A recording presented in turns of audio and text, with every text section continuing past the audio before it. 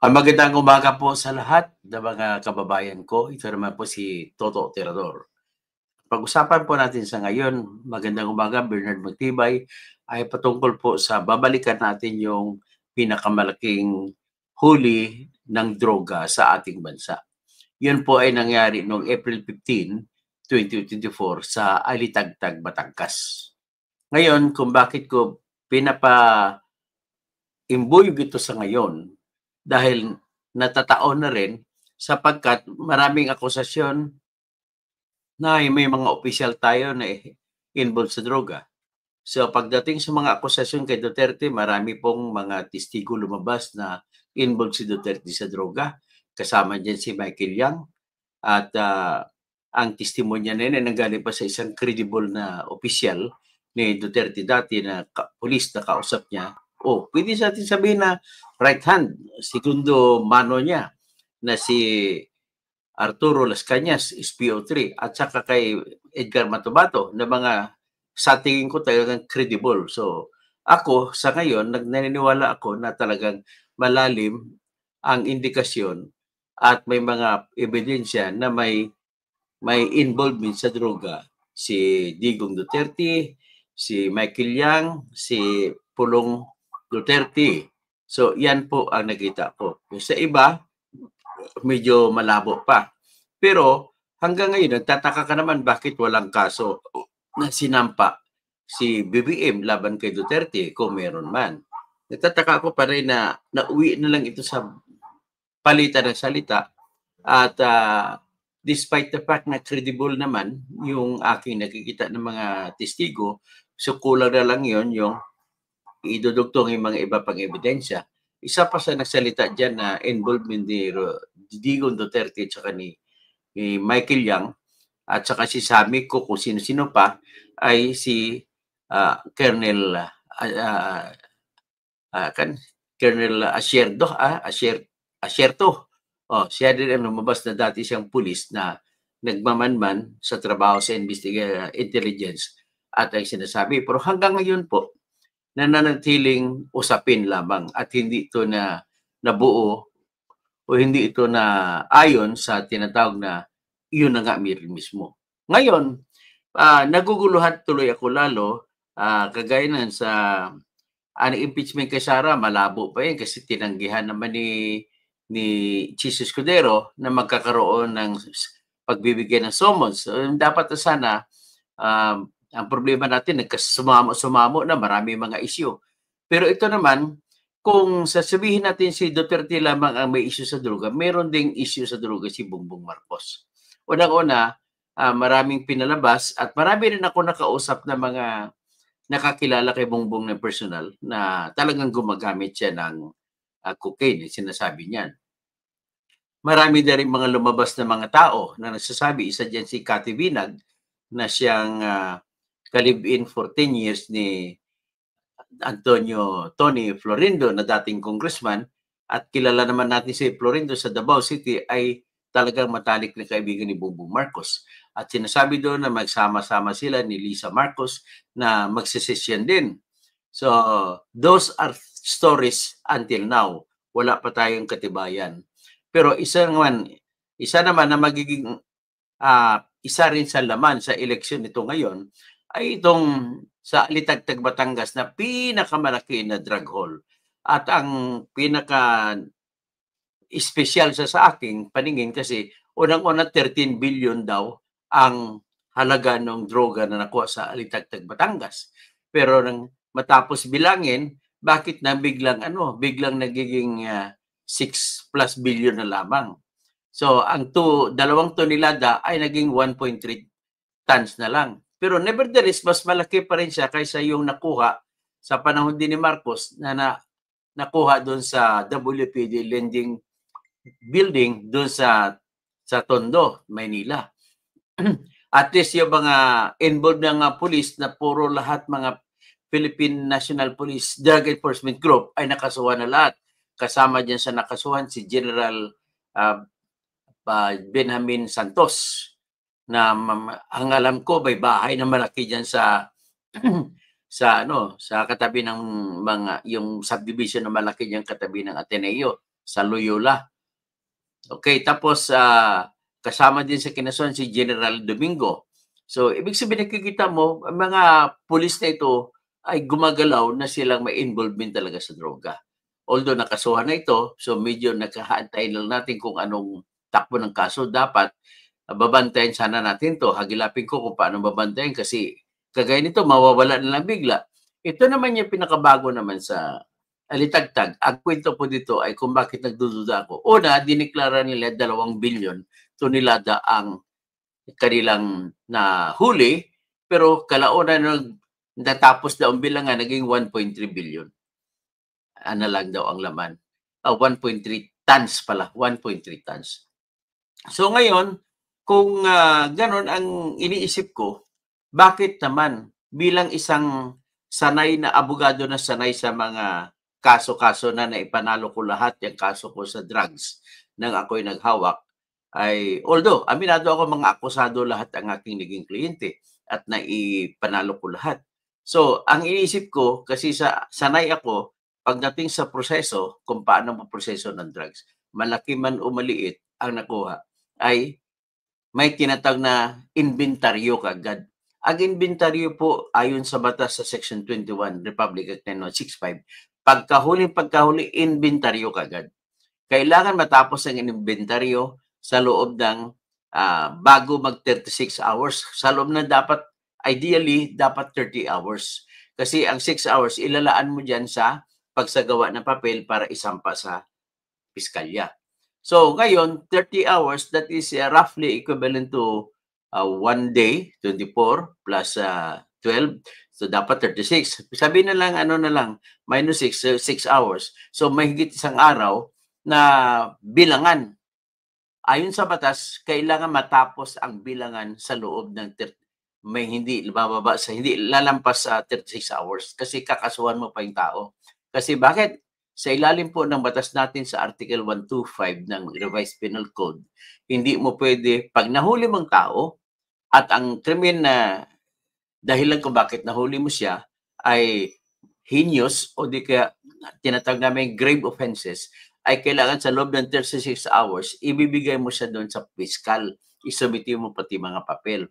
Pag magsumiti ka ng papel, na isulat mo na ilang droga ang nakuha, lahat-lahat, kailangan nakwenta yan. So, kung nakwenta yan, nahuli ng April 15, April 16, nagdeklara na sila ni Abalos. Tingnan mo sa dinami-dami ng mga huli sa droga, kaisa-isa lang ang pinunta ni Bongbong Marcos. Ito lang yung sa alitagtag. Pumunta talaga sa doon. At hindi ko alam kung bakit, pero naintriga na naman ako dahil maraming nawala. Kasi dapat April 16, nagdeklara sila 2 billion at 2 tons, 2 tonelada ang nakuha. Tapos, kinabukasan nagiging 1.3 tons na lang. Asa na yon? Ang explanation nila na malabo ay nagkamali lang daw sa bilang. So ngayon, lalo pa ako na-intriga dito kasi sa panahon ni Bongbong ito, 2 malaki na droga. Kung sabihin natin, kung kaninong presidente nakuha mga malaking droga, ay siyang sisisi mo, wala sa logic yun. Pero, ang tanong ko lang naman dito ay, bakit nasaan na yung, ano na nangyari dun sa droga na yon? Sa bagay, sa time ni Duterte, may mga tinatawag na magnetic lifter, mga 2 tonelada din daw at nawala doon.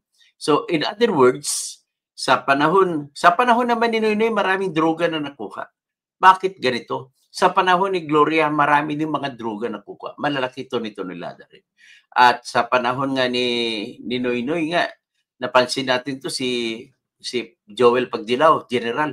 Ang dami lagi niya mga huli na mga droga. Tonelada rin. So, ibig sabihin, sino ba talaga, may connection ba talaga itong mga presidente natin, mga naging presidente sa droga? Kung may connection, si Duterte sa kanyang time sa mga droga-droga, may connection din pa si BBM dito sa droga-droga. So parang pinakamalaking huli, kahit na binawasan na, 1.3 tons pa rin yung sa Alitagtag, Batangas. Over dyan, Distrisa, taga Batangas ka.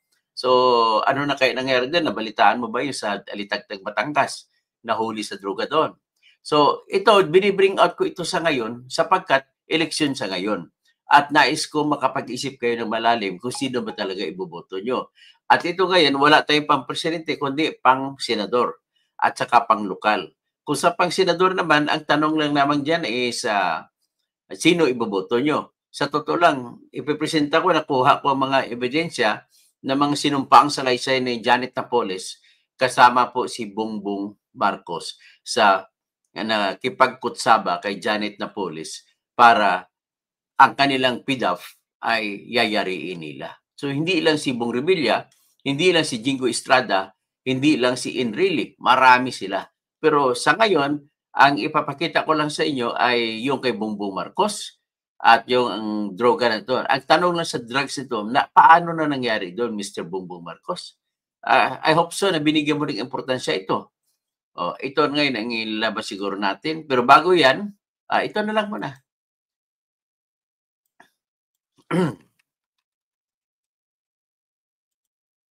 Dali lang. So, ngayon kung ano pinakaimportante kasi manatili pa rin number one issue natin sa ating bayan, itong droga. Kasi ang problema sa Pilipinas ay droga pa rin. Nagsimula ito sa panahon ni Duterte, droga din ang pinakamalaking issue. In fact, yan nga ang dahilan kung bakit nahuli siya, napalabasan siya ng warrant of arrest. So, pag-usapan muna natin itong patungkol sa droga na to. Ipakita natin yung mga nakaraan. April 15, 2024 yun nangyari, nahuli dyan sa Alitagtag. At bakit naman, of all places, bakit meron pala dyan sa Alitagtag? So ito po yung isa sa mga litrato na nakuha sa mga nahuli na mga droga. Yan po siya. So, nakalagay dito sa balita, ito po ay kuha na litrato sa Alitagtag Municipal Police Station. At presented, pero sinabi dito 1.8 tons lang daw ang nahuli. So magulo. Meron sinasabi na 2 tons. So anyway, basahin natin ang balita na to na preska na ginawa pa noong April 17. Tandaan niyo po sa doktrina po ng ebidensya, mga kaibigan ko, ang alin ba sa mga salita, kung salita lang pag-usapan natin, alin ba sa mga salita ang pwede natin mapapaniwalaan? Ganito po ang taktika niyan. Pag nung ako'y abogado, ang aking hinahabol diyan kung magko-cross-exam ako sa testigo, hinahanapan ko ng butas kapag ang testimonya ng isang pulis o kung sino man ay hindi na ibigay ng kaagad-agad. Ibig sabihin, kailan ba nangyari ito? April 15. So dapat, ang paniwalaan ko mga affidavit ng mga opisyal ng pulis at ng PDEA ay yung April 15 na nagawa. Hindi ko na paniwalaan yung April 16 na ginawa kasi may pagkakataon na mahaba na ang panahon para magsisinungaling. Alam niyo naman ang mga tao kapag tumitistigo, mas marami po, 90% po sa aking karanasan, nakikita ko ay hindi na totoo ang sinasabi. Kailan ba nagsasabi ng pinakatotoo yung taong testigo? Ito po yun. Pagkatapos ng insidente, kapag nagsalita siya, yun po ang pwede mong paniniwalaan. Ha? At least meron kayong taktika na nakuha sa akin. Ah,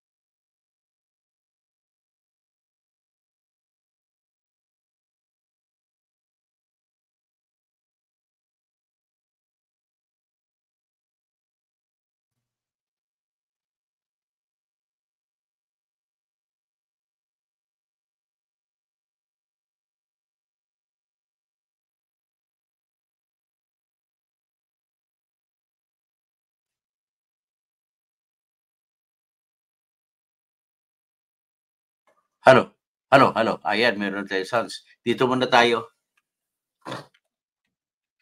So doon ako natigil sa litratong ito, no?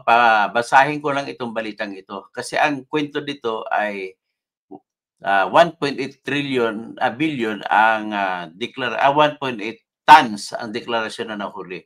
At ito yung binalita nung April 17 na sinasabi ko, mas paniniwalaan ko yung balita na lumabas, no, na wala pang pagkakataon na magsinungaling ang nagdideklara. So yan po ang aking taktika lagi ko mag-cross-exam ako. Lagi kong sinasaisip na yung pinakaunang affidavit na ginawa, yun po ang pinakatotoo. So dito sa balitang ito, sinasabi na ang mga residente ng barangay Pinagprusan sa Alitagtag, Batangas ay natunghayan nila yung pag-aresto sa isang kung nga parang van na ang laman yun ay 13.3 billion daw na shabu nasa checkpoint ng Alitagtag Town. Kumbaga parang huli na huli na aksidente. Si Alfredo Mertola Jr. ng barangay chairman ng Pinagprusan, nagsabi siya na ito po ay parang namangha din sila. Sabi niya, nung makita ng mga tao rito sa Alitagtag na napakalaki ang droga, natakot sila. Ganon pala katindi sa Alitagtag, Batangas. So hindi nila akalain na ganito karami.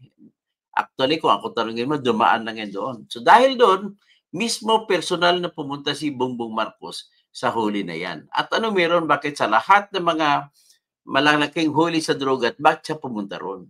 Sa WPD building na operation kung saan nahuli ang 990 kilograms na shabu, ay hindi rin siya pumunta ron. Pero dito pumunta siya.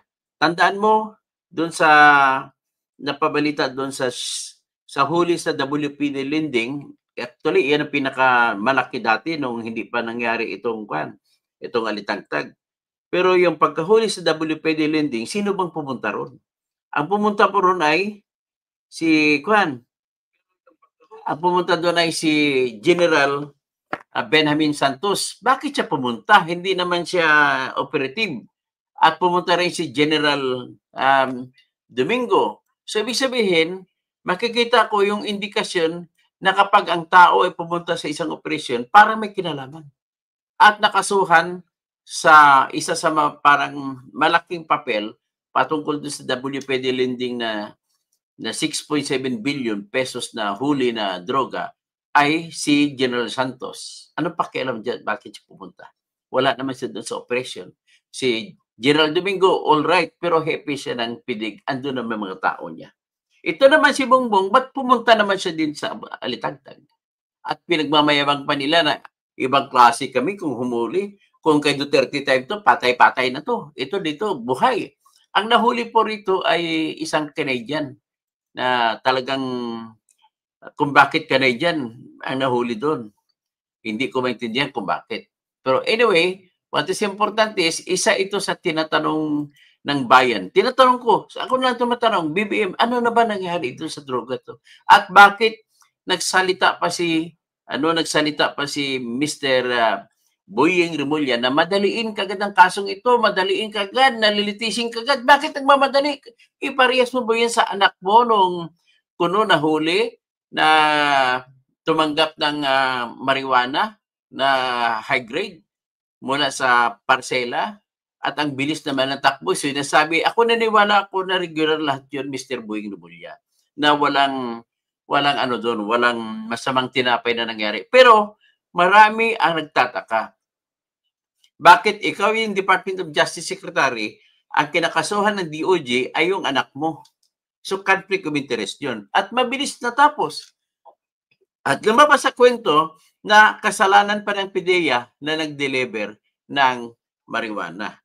Ang kasalanan nila ay pagka-deliver, pagkatanggap daw ng anak ni Boying Remulla ay pinusasan. Dapat daw hinayaan muna na binuksan kung ano yon at controlled delivery. At kung pinasok, hindi mo pa sigurado kung alam ng tao na kanya nga ang droga na yon. Kasi nga marami sa atin tumatanggap galing sa Shopee, sa kung saan, sa LBC, ay kagaya sa akin, may dineliver, hindi ko alam yun, galing para sa aking mga, sa aking anak. Tinanggap ko. Pero nung binuksan ko, para sa kanya pala. Pero ibig sabihin, maraming pagkakataon, hindi mo sigurado masasabi kapag tumanggap ng anak ni Boying Remulla ng delivery ng parcel na may lamang droga, ay siya na kagad. Kaya yun daw ang kwento kung bakit na-absuelto yung anak ni Boying Remulla. Pero ito naman, ang dito naman sa nangyari, ano na ba nangyari ito, Mr. Boying Remulla? Kasi ikaw ang nagpasimuno na nagsasabi na mabilisan na itong kakasuhan. Itong si Canadian. Ano na nangyari? Ang tinatanong ng bayan, halos 2 tonelada na droga ang nakuha. Bakit naging 1.3 tons na lang? Hindi po ako maliwala bilang isang naging sabi ko na batikan akong abogado, wala pa akong natalong kaso pagdating sa droga. O ngayon, sinabi ko kanina, within 30 hours, dapat natapos ng bilangan. So kung natapos ng bilangan, 15 na huli, dapat 16 tapos na. So iyan ang una yung deklarasyon, 1.8 tons. Tapos after how many days, magdeklara kayo na 1.3 tons na lang. Ano nangyari? Ang nag-insinuate nito ay si Mr. Vic Rodriguez, Attorney Vic Rodriguez, na naniwala ako kasi dati silang close na close sila ni BBM. Nagtatanong pakinggan natin ang mga sinabi ni Vic Alitagtag na china-challenge niya yung dati niyang amo na sa debate o kung ano man, ang pag-usapan, ang isa diyang pag-usapan yung Alitagtag na drug bust. Ang isa rin pinag-usapan yung tungkol kay Janet Napoles. So ipakita ko sa inyo yung affidavit ni Janet Napoles pagkatapos natin mapag-usapan nitong droga. Ipresenta ko muna yung sinasabi ng kanyang dating bata. Kasi mananiwala ako sa mga tao na dating bata ng pinagsusumbong. Kasi iyan lamang ang may personal na alam patungkol sa taong yun. Parang kagaya din kay Digong Duterte. Naniniwala ako kay Las Cañas kasi dati ng tao kung ano mang sinasabi. Ito naman, naniwala din ako kay Vic Rodriguez kasi dating tao ni Bongbong. Lahat ng sikreto ni Bongbong ay alam niya. So ito po ang ating pakinggan sa ngayon. Okay? Pakinggan natin ang sinabi ni Rodriguez tungkol sa dati niyang amo.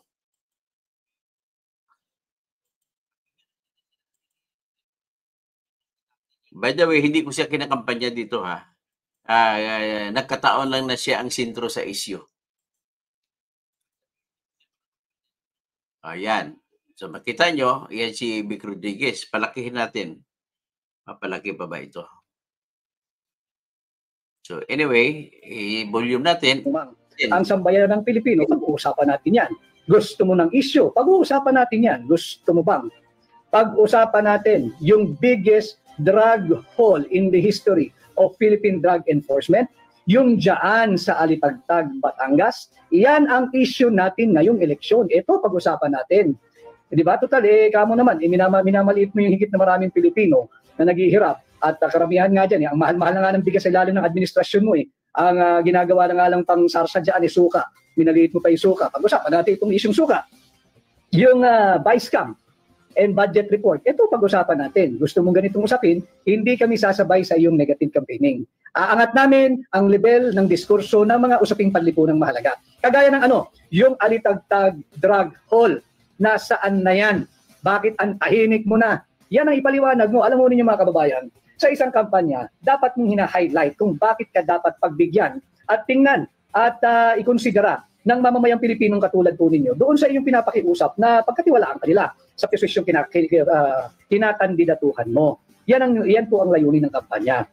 Ang isang kampanya, dapat ipakikita mo bakit kanila dapat pagkatiwalaan, pahiramin ang inyong sagradong mandato, bakit ka dapat suportahan at iboto. Hindi yung makapanira ka. Naiintindihan natin siya. Sapagkat wala siyang masabing continuity ng kanyang programa. Wala naman siyang nasimulan Wala siyang nasimulang programa. Pag-usapan natin ang issue, sa issue pa lang yung vice cam report mo, yung anomalous, illegal, immoral, criminal, and unconstitutional bicameral conference committee report. Yan ang ipaliwanag mo. Yan ang ipaliwanag mo. Yan ang isagutin mo yung bakit merong 28 item na blanco na nung tinotal ay nagkakahalaga ng 241 billion pesos. Saan ninyo dinadala ang pera ng Pilipino? Yan ang sagutin mo, hindi yung, ako I'd like to think mga kababayan, parte ito. ng kanilang diversion scheme para mawala yung usapin dito sa kanilang incompetence, dito sa kanilang corruption, dito sa kanilang kurakot. Ito po yung mga issues na hindi nila malabasan. Ipit na ipit sila, kaya ang ginagawa nila, umuopensa, umaatake ng wala sa lugar. Unprovoked, unnecessary, uncalled for. Ngayon, kami naman sa Duterte senatorial candidates, karapatan naming sumagot sapagkat hindi naman pwedeng tayo magpapagaslight at they will try to change and they're changing the narrative na sila yung punong-puno ng anomalya, maghahanap sila ngayon ng isang pamamaraan to deflect yung issue palayo sa kanila. Hindi po, well, ako personally, I can only speak for myself, bilang hakbang ng maisog, hindi po ako papayag. Hindi po ako papayag pag-usapan natin ang mga issue. At pag-uusapan nga natin, binubuhay ninyo yung issue ng pork barrel at base nga sa affidavit ng pork barrel queen tinagurian si Janet Napoles, May 26, 2014. Salamat kay Joa Deviv at kanyang pinablish yan sa kanyang pahina. Yung mga pangalang Richard Cambe, yung pangalang Jennifer Jen Corpus, yung Arman Padilla, yung Zenaida Ducot, at yung Maya Santos. Yan ang gusto mong pag-usapan. Kung gusto mo mag-negative campaign, ipaliwanag mo sa amin sino itong mga pangalang ito. Anong nangyari doon sa Alitagtag Drug Hall, yung Alitagtag Drug Bus? Wala nang balita ang sambayan ng Pilipino sa pinagmalaki mo na 14 billion baka mo na halaga ng drogang nasa bat. Nasaan na yan? Baka bumalik na sa kalsada. Hindi niyo na pinag-uusapan, wala nang impormasyon ng mamamayang Pilipino tungkol dito. Ito so, yan ang, kung sino sa buhay mo. Yan ang sinasabi na ako. Pinapakita ko lang yung issue sa droga na mismo ang nag-akusa sa kanya, yung dati niyang tao. So, having known na malapit sa isa't isa, maniniwala po ako sa sinasabi ng tao niya. So, ngayon, ang tanong lamang dito, BBM, ano na nangyari? Dalawa na ang droga na pinag-usapan natin na malaking hole. Yung droga na huli sa WPD lending business building sa Tondo, 6.7 billion. Ano na nangyari doon? Natandaan niyo pa si Rodolfo Mayo, yung bidang-bida doon na police officer. Tapos dalawang beses inaresto. Isang beses lang po ma-aresto ang tao, pero dito pinalabas lang 2 beses na aresto. At ginamit pa nila na mag-aresto pa ng ibang tao bago nila inaresto ulit.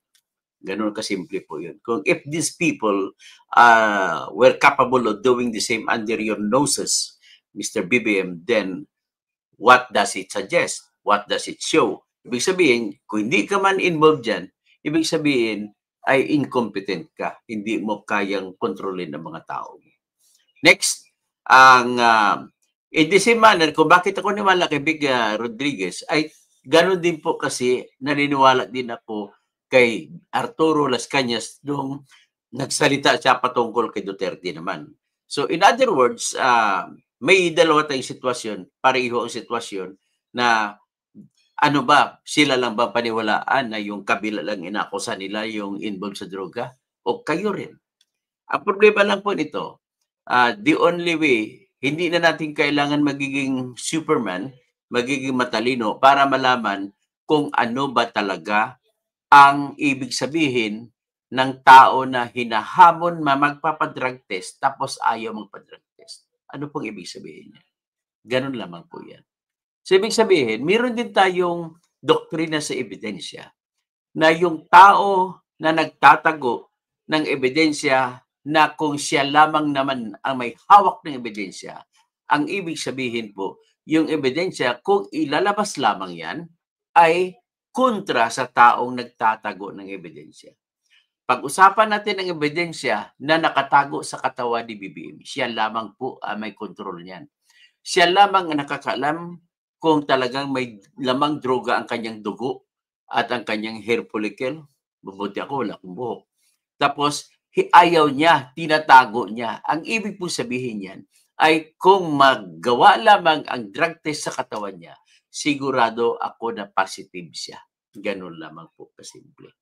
At hindi pa rin natatapos yung issue sa kanyang asawa na si Lisa Araneta Marcos na sinabi nung March 8, alas 7 ng gabi, doon sa Noy Beach Bar.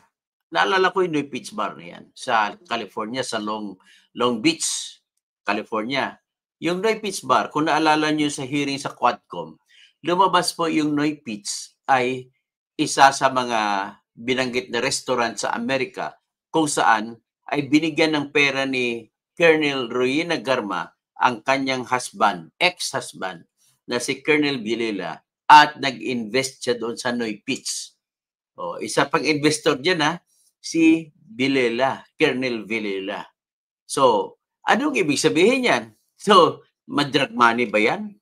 Kasi alam naman natin, involved din sa droga ito si sa tinuturo. Hindi ko sinasabi conclusively na siya, pero she has the right to present her proof or to be presumed innocent until the contrary is proved. But for the purpose of blogging, at sapat na po yun, yung mga lumabas na mga sa hearing, na pwede kong sabihin na involved din si Ruyen Nagarma sa droga.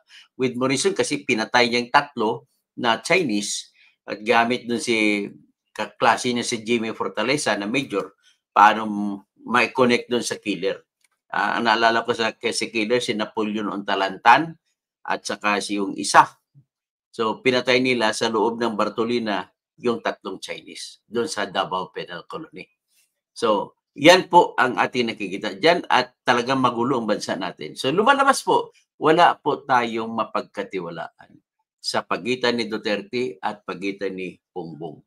Yan po ang katotohanan dyan. So kung ganoon, ano nang gagawin? Mas maganda pa na sinasuggest ko, bumoto tayo ng mga kandidato na hindi pa kilala at bago. At kung gusto niyo pagbabago, piliin niyo po yung mga bagong kandidato. Ganun lamang po ang pinakamaganda. At number 1 po na sinasuggest ko dyan ay si Heidi Mendoza. Okay? Huwag na po kayong bumoto sa grupo ng BBM kasi dati, sino bang mga tao sa grupo ni BBM? Yun po yung mga kandidato na kung saan sila po yung dating mga traidor kay Duterte. Dating DDS mga yan. Sa grupo naman ni DDS, ni Duterte, yan tinuturi nila na grupong Duterte, grupong DDS. So, knowing the reputation of BBM and Duterte, bakit pa kayo boboto sa kanilang kandidato? Di ba? Sakripisyo na natin, bumoto na tayo sa tama. Number 1 ko, sino ginirekomenda? Si Heidi Mendoza. Tapos, next, nirekomenda ko si Atty. Luke Espiritu. Total, hindi naman ako kandidato ngayon. Isa pa nirekomenda ko si Atty. Sani Matulak. Kung sa honesty lang, maasahan mo sila. Kasi bakit? Hindi sila nagpayaman. Ang mga abogado po ay may kakayahan maging mayaman. Pero mas pinili nito ni Atty. Matulak tsaka ni Atty. Luke Espiritu na magiging abogado ng mga manggagawang Pilipino. So, kung pumili kayo ng kandidatong inyong iboboto, mamili kayo sa 2 lang po ang inyong pagbabasihan. May katapatan ba siya?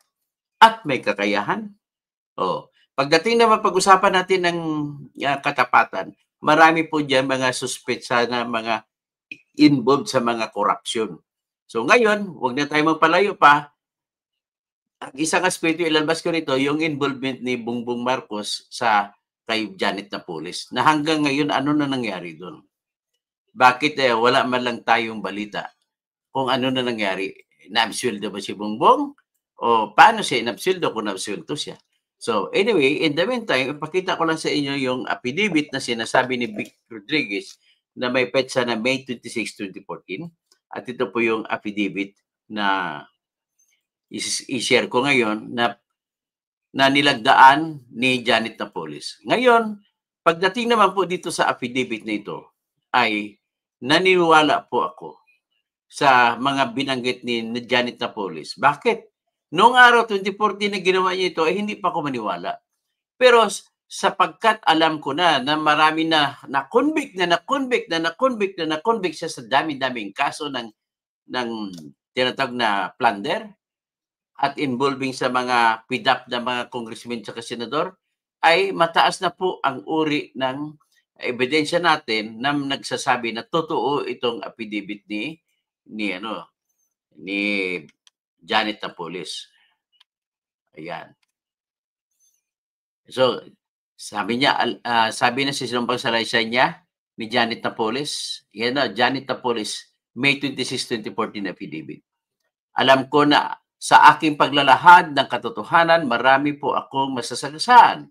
Maraming magagalit at sasama ang loob at maraming madadamay. The truth hurts, but the truth will set you free. Kaya hindi po nawawala sa aking isipan at pangamba na gaganti sila sa akin o sa aking pamilya. Mga kaibigan at tauhan, maaari na magtuuto sila ng ibang tauhan nila na gumawa ng masama sa amin o pwede rin na ang mga kaalyado nila ang gumanti sa amin para sa kanila. Kaya taimtim po ako na humihingi ng inyong panalangin na sa kabila ng takot na panganib ay hinahayag ko ang buo at malinaw na mga buong katotohanan.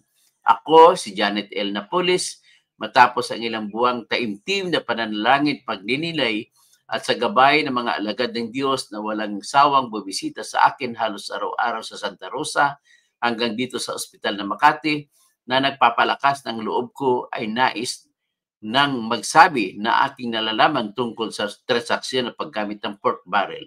O, alam naman natin kwento ng pork barrel. Diretso na tayo ngayon doon sa kung sino mga binabanggit niya. Ito po mga binanggit niya. Lista niya. 100 na congressmen at senador. Ang una niya binanggit ay si Rodolfo Biason. At ang tulay ay si Bernard. Si Robert Barbers, binanggit niya rin. At ang tulay ay si Jose Palacio. Hindi ko alam kung sinong Robert Barbers ito, yung tatay ba ni Ace o si Ace Robert. Tapos kay Enrile Juan Ponce, Enrile. Ang tulay ay si Doña Señora Ruby Chan Tuazon at si Lucila Gigi Reyes, Tet De Hoya, Freddy Villamor at Butch Tuazon. Kay Jingo Estrada naman na binabanggit, ang tulay ay, yan nakita nyo, nababasa nyo ba? Ang tulay kay Jingo Estrada, di kay Loy Estrada, kay Jingo pa, Doña Señora Ruby Chan Tuazon. Tapos ang kay Loy Estrada, sa nanay niya, na senador din, si Silin at Matt Ranillo, si Butch Tuazon at Tet De Hoya. So, si Pauline Labayen, itong chief of staff ni Jingo, involved din. Tapos kay Gringo Hunasan, mayroon din si Attorney Danny, office ni Senator Hunasan. Si Robert Jaworski, si Sunny Jaworski, basketballista, ang pumapil daw ay si Dudut Jaworski na bago siya nahalal pagiging congressman. Si Lito Lapid naman, ang pumapil para sa kanyang PDAP na yayariin ay si Tet De Hoya at saka si Seni o Zenaida Ducot. Si Loren Ligarda, meron din. Si Catherine May Maya Canlas Santos, ito si Ning Santos, na tinatanong ni Vic Rodriguez kay Bongbong Marcos kung gusto niya ba pag-usapan nila kung sino si Ning Santos. Ito po si Nining, Len Santos. Tingnan ko, sino ba yung Santos na yon? Si Maya Santos pala, hindi Ning Santos. Si Maya Santos, ito po si Catherine May Ma'am Maya Canlas Santos. So, kay Ramon Magsaysay Jr. na naging senador din, ang tulay ay si Patricia Gay Aganatan, Bibing Agana Villacorta, Attorney Yaki Agana. At tapos kay Bongbong Marcos, talagang si Catherine May Maya Canlas ang tulay sa kanyang PDAP. At ito pa, may Tessie Aquino Oreta, Carlos Caloy Reyes, layason ng ni Tessie Oreta. Tapos si Nene Pimentel, yung tatay ni Coco Pimentel, ay meron din pala involvement dito, si Mon Arsenas. Si Coco Pimentel, ang kumakausap ay yung dati niyang asawa na si Jewel Pimentel at saka si Luis Cruz. Tapos si Ramon Revilla Jr., ang kumakausap si Richard Cambe. Tapos si Tito Soto, ito si Jennifer Corpus. Si Vicentia Villar, ang kumakausap si Arman Padilla. Oh. Tapos si Villar Manny naman, ay si John Adriano. So, mga campaign funds na binigyan ng campaign funds ni Janet Napoles ay si Manny Villar, binigay kay John Adriano. Si Alan Peter Cayetano, direkta binigay. Si Francis Chiso Escudero, direktang binigay ni Janet Napoles. Si Florencio Abad, si Butch Abad ito, ang binigay ni Janet Napoles kay Manuel Hermin. Kay Agaraw, Benjamin Agaraw. So, Catherine May, Ma'am Kaya Canlas Santos, si Maya Santos din. So kay Rodolfo Albano na congressman na patay na ngayon, tatay ito ni Congressman Rodito Albano, ay binibigay kay Clavel Martinez. Ang alam mo si Clavel Martinez ay congressman din ito. So namumukan din, nagiging ahente rin si Clavel Martinez. So kay Congressman Prospero Amatong ng Agusan, ay ano rin si Clavel Martinez din ang tumulay. Kay Villaflor Castillo, Angara Castillo, na kapatid ito ni Sani Angara, ay si Arman Padilla ang tumulay galing kay pangkampanya galing kay Janet Tapoles. Si Iggy Arroyo namigay si Carlos Butstuason, galing ang pera kay Janet Tapoles. Ganon din si Mikey Arroyo, galing din kay Janet Tapoles. Si Amado Bagatsing dumaan naman kay Mina Nieva. Si Banaag Leo Bihildo ay direkta. Si Baterina Salaknib ay dinaan kay Ruth Allen Ruste. So si Biratyo Napoleon ay direkta. Si Rupi Biason ay dinaan kay Bernard. Si Douglas Mark Cagas ay dinaan kay Zeni Ducot. Si kay Leonela Chavez na congresswoman ay dinaan din kay Cora Gonzales. Kay Congressman Erwin Chungbian, dinaan kay Ruth Allen Ruste at saka Bibot Layob. Kay Congressman Joaquin Chipico, alam ko, buhay pa ba ito si Joaquin Chipico? Si Arman Padilla dumaan. Si Antonio Cuenco, Congressman ng Cebu, dumaan kay Margie Tahon. Kay Samuel Dangwa, dumaan naman kay Carlos Lozada. Tapos kay Matt Defensor, dumaan kay Mighty Defensor. Kita mo mga defensor, mga kapatid dito ni Miriam Santiago, yung mga corrupt din pala. Oh. Tapos kay Dilmar, dumaan kay Clavel Martinez. So, Didagin Dilangalin, o yung mga sikat na Maguindano na congressman, direkta namin binigay sa kanyang pera. Ganon din si Abdullah Dimapuro, dumaan kay Zeni Ducot, binigyan din siya ng pera. Kay, kita niyo yung mga congressman natin pangalan, nakala mo mga magagaling, ito pala mga kurakot din pala ito. O, si Zeni Ducot, congresswoman dito sa Pampanga. Si Glenda Ecleo, binigyan din. Tapos si Emano Yibgi Vicente. Tapos si Estrella Conrad, Estrella Raymond. Ang dami nila. So, bibigyan ko ng isang araw to didiscuss natin ito. Marami-rami sila. Importante nakita natin nakasama dyan si Bongbong Marcos at wala na nangyari sa mga kasong yan. So, yan lang po ang ating ngayon. May sasabi sa ngayon at yan po ang issue na dapat sagutin nila. So, anyway, for the purposes of election, at least nakita ninyo, wala po kayo mapagpilian dyan sa dalawang grupo na malalaking grupo na yan. Mamili na lang kayo sa gitna. Okay? So, mukhang hindi ko na kaya magbasa na marami, no? Si Patrick Carrillo de Leon. BBM, na impeachment ni Sara? O wala nangyari doon kasi hinarangan ni Chis Escudero. Tapos si Heidi Uyaw. Tapos Rodi Saruna. Tapos si Wonder Mike. Mayad nga aga sa imo, Tirador. Aristotle, Einstein, Newton, wala na nga pag-asa itong bansa natin, puro palpak. Kaliwat kanan, puro palpak, puro mga sindikato. Regine Ford, good morning. Merjan Destresa, maraming morning po, attorney. Ba't gano'n sa dami-dami ng droga na nasasakot everyday sa buong Pilipinas? Bulto-bulto. O nga, mas marami ngayon sa panahon ni Bongbong Marcos. Isa-isa natin ang report. Sobrang dami. Romeo Vizcarra vlog. Stage lang yan. Stage, ibig sabihin, stage manage. Palabas, ibig sabihin.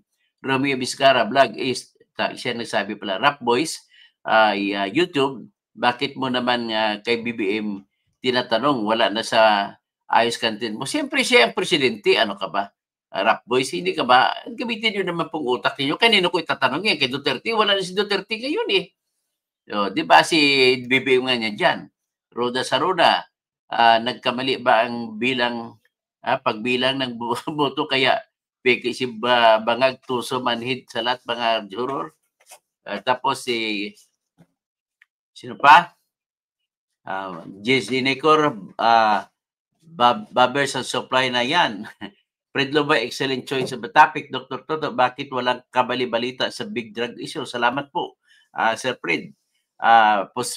Pusdaki bala, bago na ngayon, idol yung election 21 sa proper handling ng evidence, section 21 po. Once you seize evidence, lalo drug sir, yung 4 links na inamend noong 2021 ay dapat, ang sinasabi mo at witness, no? Basta importante po, immediately bibilangin kagad ang nahuli. Kung immediately nabilang at nabilang na, bakit nagbago? Ibig sabihin may inomalya. So, ang mga sinasabing 4 links, hindi po links at witness at sinasabi mo, yung witness rule. 4 na witness, pero inamenda na kahit 3 na lang. Dati sa lumang batas ng Republic Act 9165, kailangan ng testigo una yung akusado o di kaya yung kanyang representante para magtitistigo sa pagbibilang ng mga nakuhang mga droga o paraphernalia at iba pang ebidensya. At isa pang testigo dyan dapat ay elected official ng kahit sa anong lugar. Kung sa lugar kung saan siya nahuli, pwedeng barangay kagawad, pwedeng mayor, pwedeng kahit sino. Tapos, ang pangatlo, dapat representante ng Department of Justice. Pero kung, at saka representante sa media. Pero sa ngayong bagong batas, aminda na, mamili ka na lang kung DOJ representative ang isang testigo o di kaya media. Okay? So, Carlito Arce Jr., boss, baka po may share siya dyan. Ay, ito si Georges Kisugod. Georges, I want to be fair to you naman. Kung ang pananaw mo ay wala naman akong issue sa iyo, kung hindi, sasabihin ko lang katotohanan na hindi po ako maka-Duterte. Yan lang po. At saka kung sinabi mo maka-Duterte ako, kasi baka babanggit ko pa lamang na may involvement sila sa droga, paano mo sabihin maka-Duterte ako? At least, ginagalang kong inyong mga respeto, nirespeto kong inyong mga sinasabi dito, nais ko pa nga i-encourage, magsalita kayo kahit laban sa akin, okay lang po yan. Kasi kung ako, naniwala pa kasi ako sa salita at prinsipyo ni Voltaire na nagsasabi, I may not like what you say, but I'll defend to death your right to say it. Okay, Julius Gusilga, it's up to you. John Patrick Dimesa, good morning. Good morning din dyan, Patrick, Professor Antonio Bensusiso, Mary Martinez, kasi hinuhuli at pinakawalan din nila, pakitang tao na lang, Perni Pinto, Jordan, magandang umaga, Silver Bullet, hello, Dr. Toto, bring PRRD home, Duterte, Senatorial number 10, Attorney Bundok. Ay, sige, nangkampanya. Okay lang yung magkampanya kayo dyan. Kung sa inabato, mapita mga pagari, ago pakatakan, ro sa barm, pati mga tausog. Marayaw may naat. Sa mga magandang umaga, no? Sa mga Tagalog speaking. Wonder Mike, approve sa akin na yung na-mention mo na senador, all others bahala na. Okay, salamat po. Ronel Santiago, bring PRRD home. Walang ni isa nag-endorse ni Atty. Toto Kausin sa PDP. Hindi naman po ako kandidato.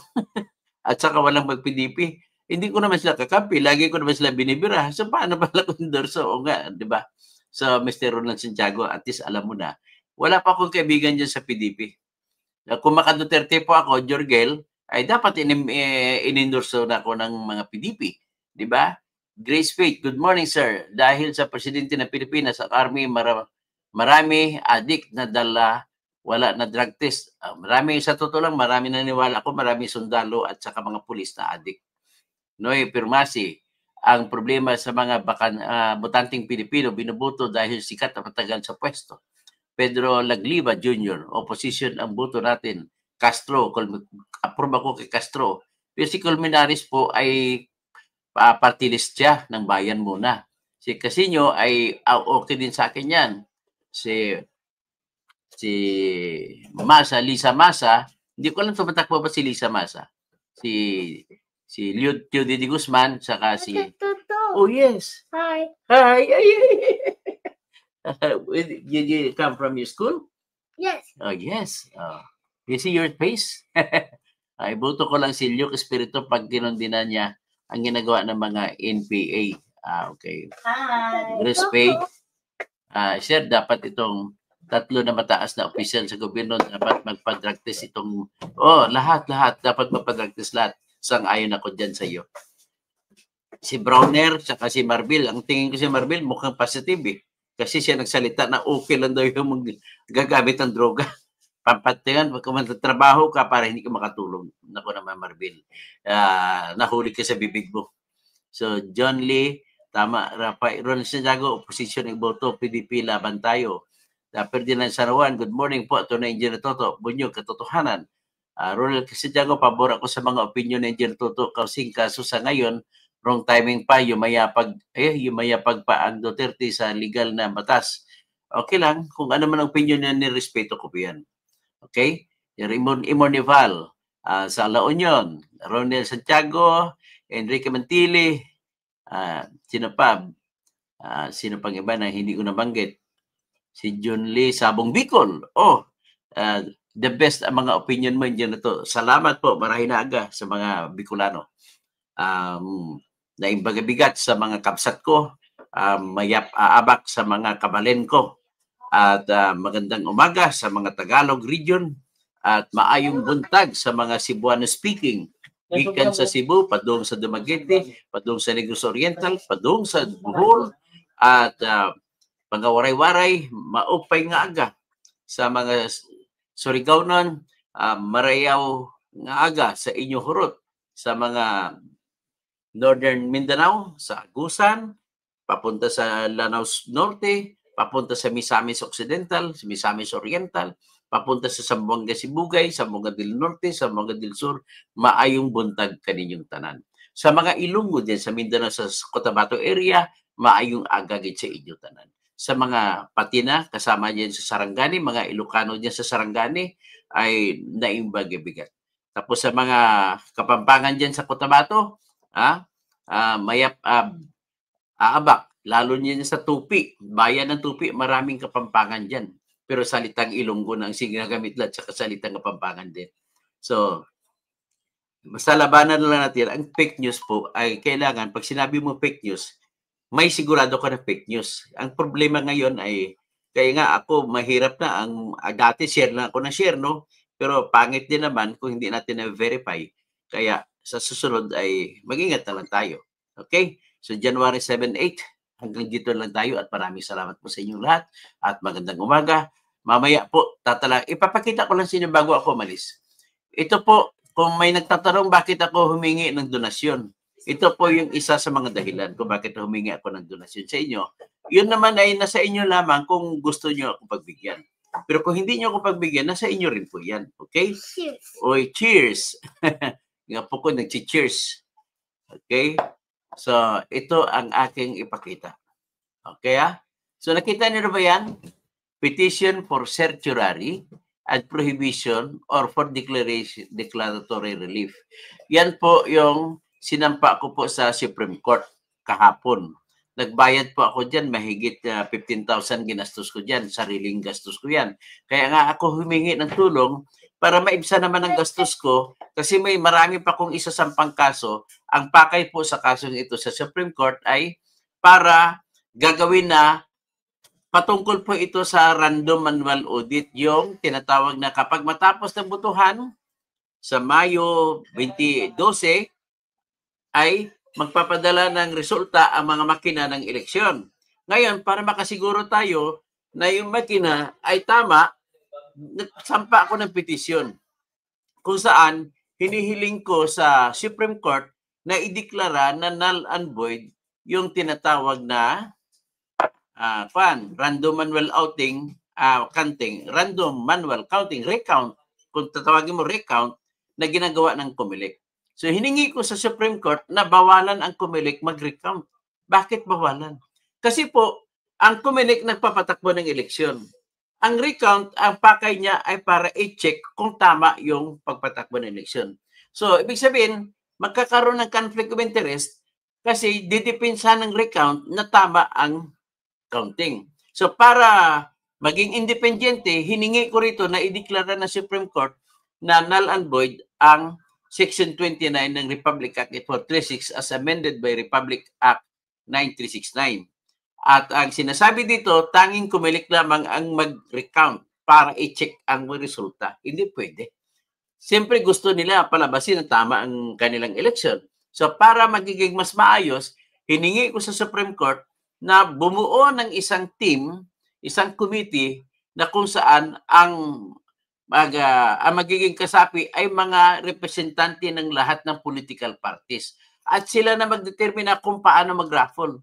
Kasi kung ibibigay mo sa COMELEC ang pag-raffle, i-computer naman raffle, nakaprograma na sa scripts, sa tinatawag na source code. Babaguhin na yung source code ng mga scripts dyan. So, malalaman na ngayon, pipiliin ngayon ng computer kung alin ang presinto na papabuksan at para i-recount, para i-check. Siyempre, pipiliin nila yung presinto na minaniobra nila.